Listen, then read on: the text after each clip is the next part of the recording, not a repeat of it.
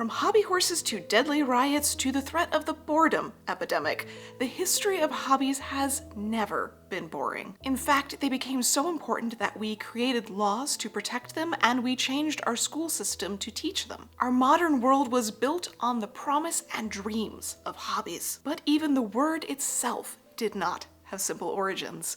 In fact, the word hobby goes back to hobby horses, and then beyond that. So hobby potentially comes from the word hobbin, which was often used to refer to cart horses, ponies essentially, that were very sturdy on their feet, very good at pulling carts, really good over rough grounds. They were used in very specific applications during war and battles, and they often apparently, as cart horses, were called robin. That sort of transitioned to hobbin, hobby, we think, and that turned into hobby horses, which became the word for fake horses. So hobby was the term for a small pony in the medieval period, and by the time we reach the 16th, 17th century, we start seeing references to hobby horses that are used for traditional celebrations, parades, and the like, things like May Day, where people would build and wear entire fake horses of varying degrees of accuracy for these events. So as we reach towards the 19th century, hobby becomes a singular word again. And it pulls itself out of hobby horse to specifically mean a hobby as we know it today, a special interest, something that is a little bit of an obsession, and it sort of has a shared definition in a favorite pastime, the idea of something that you love to do and keep doing. So we're actually going to see, as we look through a lot of the documentation on the history of hobbies, they will consistently use the term ride a hobby. Because the etymology went through such a long period of being associated with horses, you actually rode your hobby rather than had a hobby. Now, collecting seems to be the most common early type of hobby, whether it's collecting snuff boxes, instruments, walking sticks, books, hats, pipes, handkerchief, art, any sort of singular item that you could get really interested in and collect a wide variety of different examples of. They also acknowledge that it could be an area of special interest when it comes to learning. So you could collect knowledge on something, whether you are reading about a very specific topic in history or a certain type of poetry, or you become obsessed with certain skills like sewing or dancing or languages. And they thought of this as the opportunity for people to become a specialist or a connoisseur in a very specific thing. Of course, they had some concerns over the fact that this could go a little bit too far. They like to use the phrase, make sure that you ride your hobby and that your hobby doesn't ride you. And while they realize that being very obsessed with your hobby could definitely get to the point of being too much, having a hobby in general they recognized early on as very good for mental health. Now, they didn't necessarily have the right terminology or ideas around it, but they at least understood that hobbies are a good thing. Speaking of good things for your mental health, I want to take a moment to thank the sponsor for today's video, BetterHelp. We at least recognize today how difficult the balance between leisure and work is, and how easy it is to burn out, feel guilty for taking time off, and so much more. And while I've long used sewing and other hobbies to de-stress, I've found that it's not a frustration that can be handled just by writing another hobby. That's why I'm so glad that BetterHelp is a sponsor of today's video. BetterHelp is an online service that connects you with a licensed therapist who is trained to listen and give you helpful, unbiased advice. You can talk to them on your phone or computer through a phone call, video chat, or messages, which means it's not only easily accessible, but if you're like me and have a complicated schedule, it's so much easier to fit in and works with what you need at any given time. Accessing therapy can be incredibly difficult depending on where you live and what's going on in your life. I tend to move around a lot, and though I've always made therapy a really important part of my health journey, it's not easy to keep starting over with a new person every time, or to find someone local who can understand my needs. It's no shock that I am an overthinker, and it's definitely very helpful to me to have someone that I can talk through that with on a regular basis. Thankfully, I found BetterHelp to be an incredibly easy process. You just go to the website and answer a few questions about what sorts of things you want to cover, and you'll be connected with a therapist that has experience working with whatever you're dealing with. And if you don't think they're the right fit, it's easy to switch to another therapist to find someone that you do connect with. If you're struggling and think you would benefit from a therapy session, click the link in the description or go to betterhelp.com/Nicole Rudolph and get 10% off your first month of therapy. Thanks again to BetterHelp for sponsoring today's video. Now, as we continue on through the 19th century, there starts to be a shift in what tends to be on the list of hobbies. One great example from 1899 is a very lengthy list of well-known women, actresses and socialites, and a whole wide range of famous women, and goes through and lists all of their different hobbies. It is very lengthy, so I'm not going to read all of it, but generally, not surprisingly, the list tends to focus on things like art, music, reading, cycling, gardening, yachting, sports, pets, and a whole lot of very similar related fields. You might notice with that list that they are all very expensive hobbies. Very difficult for the average person to do. Things like yachting require a lot of money and travel. Even simple things like art require a lot of supplies, which would have been very expensive in the 19th century, and likely the education, the teaching to understand how to do art. So not something that they could just have watched a YouTube video for back then. These things were not hobbies for the everyday average person. These were the hobbies of the wealthy. And in fact, up until really the latter portion of the 19th century, they were the only people that tended to have hobbies, because they were some of the only people that had free time. The leisure class was posited in the late 19th century for a reason. The wealthy were the ones that had time off to do what they wanted to do. They didn't have to work all the time or at all, so that was what they did instead. They had hobbies. And it wouldn't be until that later point of the 19th century that it starts to slip away from just the upper class to being a possibility for the middle class, and maybe even a dream of the working class. First, though, came women. Middle-class women had an unusual situation in their lives in the 19th century because we started to really define the middle class with very strict rules of what is or is not the right behavior. See a whole bunch of etiquette that I talked about in a recent video. They had the idea that women should not be working outside of the home, that men go out, earn a living, and bring it back to the family. Women work in the home, running the household, dealing with servants, dealing with the budgets, and making sure that the children are being raised appropriately, and learning all the things that they need to. She was definitely working just inside the home and not bringing in money in most cases. And that was something that was heavily defined as a very middle class attitude over working class, where usually anyone who could work in the family did. Of course, these women didn't actually have a ton of free time. It was usually more limited to the women who had just gotten married, were no longer maintaining a single social life where they were going out with their friends all the time, but they didn't have children yet, or women that had gone through the entire process of having a family. The kids were growing up enough, so they now had more free time. A lot of that was taken up with social things and responsibilities for civic duties, but there was still a fair amount of free time on either end. Remember, even in the middle class in the 19th century, most households had some servants doing at least some of the work. So plenty of middle-class women had free time. And there was a very quickly growing concern over how they were going to spend that in a healthful way. Because if they didn't do anything with that free time, they were going to get bored and, of course, depressed. So there's a lot of push towards coming up with mentally and emotionally useful things, but also just generally useful things that these middle-class women can do with their free time. This is really important to note because this is also the era where we start seeing sewing patterns and books on how to make your own clothing and all sorts of other instructional manuals on how to do things like that. So it's no surprise when you look at the era that things like making your own clothing or making clothing for your family was trendy and pushed as a really great budgetary idea, a really great use of your leisure time, is roughly from around 1890 to the 1960s point.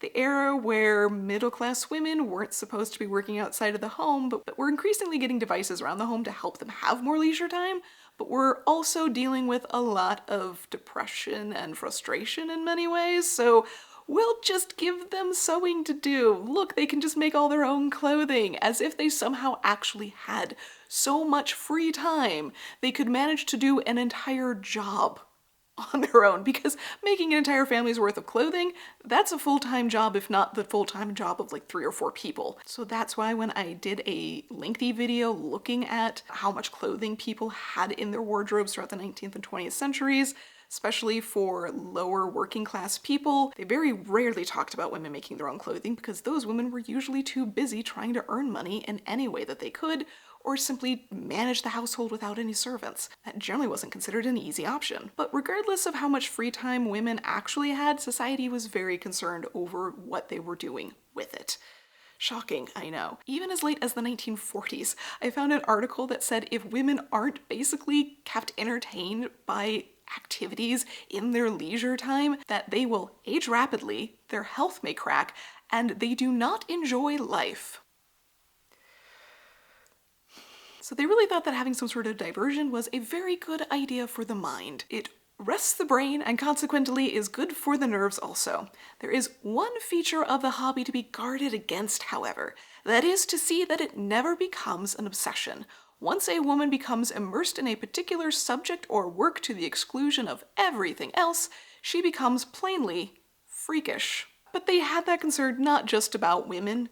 One amazing quote that I came across was, "A hobby is like a disease, most readily acquired by contact with one who has already been infected." And if that is the case, I'm pretty sure my channel would qualify as a super spreader. I apologize if you are now infected. And like I said, men too were at risk for this. There was a very gradual increase in leisure time for middle class and working class men throughout the 19th century.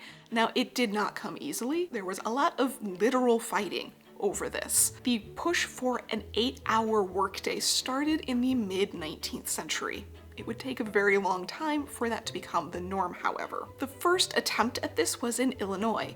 On May 1st in 1867, Illinois actually passed a law setting the 8-hour workday in place. It had massive demonstrations all over Chicago, and it became known as May Day. It was for safety reasons, not just because they wanted leisure time. There was a very real argument that going over 8 hours in manufacturing, you start to make mistakes, and things start to get dangerous. So the fight continued, and usually there were strikes and demonstrations by workers every May 1st. One of these in Chicago in 1886 ended up completely out of control. Many were injured, some actually died, and this became known as the Haymarket Affair. But these actions led the way in slowly normalizing or even setting laws in place to regulate the number of hours per day or per week in certain industries. In 1890, the American government started tracking the average manufacturing working hours, and they found that it was 100 hours per week.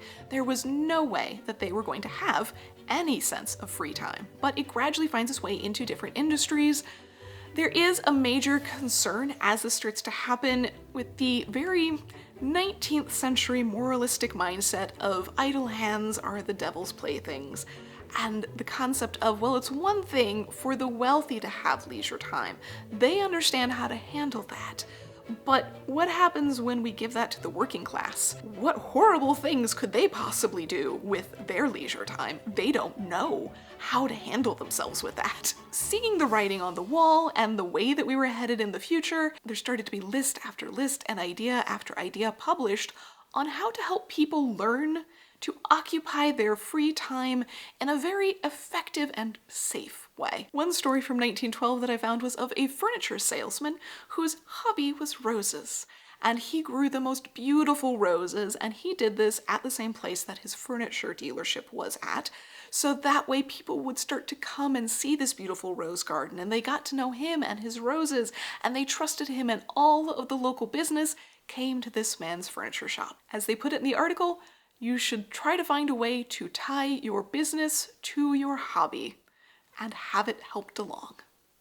Yet another reference back to that hobby horse thing. And in general, the mindset of free time in this era is intensely concerned. Even the articles that were very pro-free time, pro-leisure time, viewed it in still a very negative way.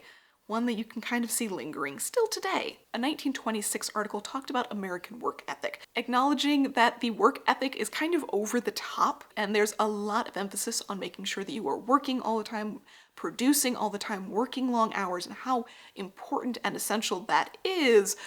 But recognizing that perhaps it goes a little bit too far. They note that technology at work is helping to reduce stress and exhaustion at the end of the day. However, this is going to be an increasing problem because of prohibition, apparently. This article actually argues that without people being exhausted at the end of the workday, they will go in search of something to do. But if they don't have drinking, they aren't going to know any other options. So because we don't have alcohol as a choice, we're extra concerned what these people might do with their free time and energy. And they'll just end up with idle hours that lead to boredom. Oh no. A similar article writes about how hobbies are actually the most useful thing to alleviate stress from working. Not in the way you would think though, saying not the alleviation of workshop fatigue, but the alleviation and cure of boredom of free time. So it's not that hobbies make you happy by doing something that you enjoy instead of a mind-numbing job, and that can help you get through said mind-numbing job. No.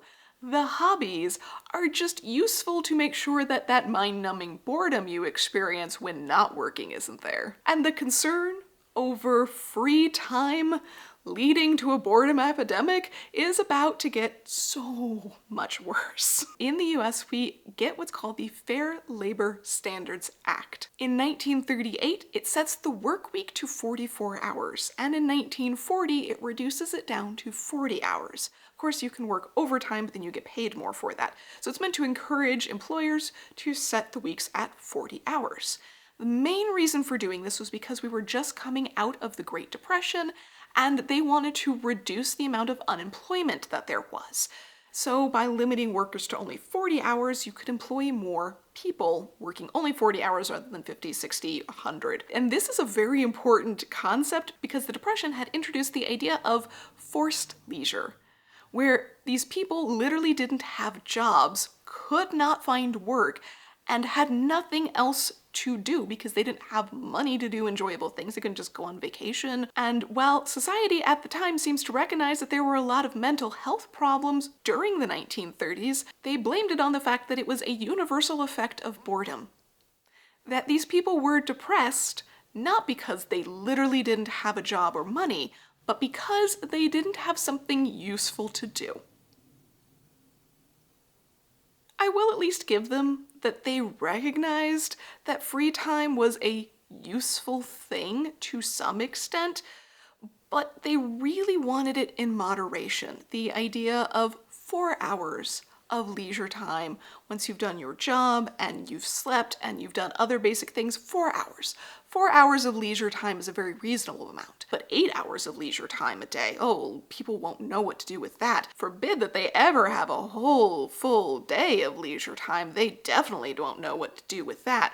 Reminder that we had only just really started the idea of working 5 days a week instead of 6 or 7 very recently before this. And not only were they concerned that boredom would be the result of this free time, but that it would be consumed by commercial things, that people would be easily convinced to put their money and their free time into consuming things very passively, spending money on things that they didn't need or didn't need to be doing. One of the great examples of this in the 1930s was, of course, movie theaters. They also like to say the same thing about radios. No different than in the coming years, they said the same thing about television, or the same thing about video games, or the same thing about the internet, or the same thing about social media. But this wasn't the end of it, because predictions said that this was only going to get worse, better, more free time. Really depends on who you ask, apparently. One prediction said that by 1975, we'd be down to a 4-day work week, with much longer vacation periods. Another from 1967 estimated that all work would be done by only 10% of the population, who would also be working very short hours. Another one from around the same time predicted that by the year 2000, we would all have a 20-hour working week, full-time education for all up until the age of 25. They also, however, predicted that there would be no war or disease or famine. They did somewhat more accurately predict that we'd have an increase in art, theater, and literature access for people, but that hardly really seems to compare by the fact that none of the rest of that came true. Others predicted that some industries would be cut down to 3 to 5 hours a week for employees. And all of these predictions of increasing amounts of free time left a lot of people panicking. One great quote from 1957 said, "Will the coming era of leisure bring an elysium of culture or a hell of mass boredom?" By the 1950s, there were some reports that doctors supposedly said that up to 1/3 of the patients in their waiting room were really just bored, not actually sick, and that the myth that freedom from worry will make you happy in fact will just make you bored, so you really do actually need something to worry about. This article from as World War II was still wrapping up, titled "Bombs or Boredom," said the horrors of peace in the atom age are almost as bad as the horrors of war. Ugh. An era of leisure and plenty lies ahead, but our whole economy, which has rested upon a philosophy of work and scarcity, will disintegrate. The universities will be obsolete if they do not grasp the opportunities to make leisure worthwhile. So I suppose it kind of ended on a bit more of a positive note there, saying at least there's a solution in universities. We just have to have better education. And this became the thing that they clung to, and the thing that's still with us today. They realized early on with this that there was, quote, no modern model of how to do leisure for good. Essentially that the upper class spends their leisure time on things like gambling and parties and excess, things that's not going to work for everyone else for a long list of reasons. Socially not acceptable, monetarily not really possible. So they decided we needed to teach children how to have hobbies. They would do this by first off bringing play back to early education, making sure that younger children had time like recess, like gym class, art class, and the like things where they were working their creativity so they could learn how to have hobbies, learn how to be creative, and have that fostered in them. Then it would go on to teach younger people in slightly higher education to participate in sports, games, outdoor activities, music, theater, so many different extracurricular activities that are very much still with us today. And it would go on to higher education as well. So universities would not only start to offer courses in these subjects, but they would also offer entire majors in them, because you're going to need people to teach those children and some adults how to have hobbies, how to do art, how to play music, how to play sports, all of those things. You need teachers for that, educators. So they have to go through the entire higher education process to participate in that, to do that job and teach others. So those things were literally put into our entire school system in order to prevent the oncoming, literally what they called epidemic of boredom, that they thought was going to happen because our hours of work were going to constantly reduce and we wouldn't know what to do with ourselves. It even helped to argue for women's colleges. One article quoting Miss Marion Coates, who was the president of Sarah Lawrence College, who was an all-women's college, said that a university education was necessary for middle-class women because they needed to know how to be a productive part of society outside of just running a household and being a mother. Before the children and after the children, they needed to know how to have hobbies, how to fill their free time with good things, civic duties, good culture, how to grow themselves so that way they could be an educated part of society. So it became a literal argument for why women should have an education, and that's not the only example by far. But it's fascinating how this dream that we would have such a leisurely life by this point in time obviously never panned out. They could not predict how far technology would actually take us, but also at the same time how unpredictable and how unregulated everything would become. Statistics show that we are more productive with our time than ever before, but we don't work fewer hours, we just do more. It literally took massive strikes and riots, an entire economy collapse to bring us down to just 40-hour work weeks. And we generally don't have that level of organization within the vast majority of our industries anymore.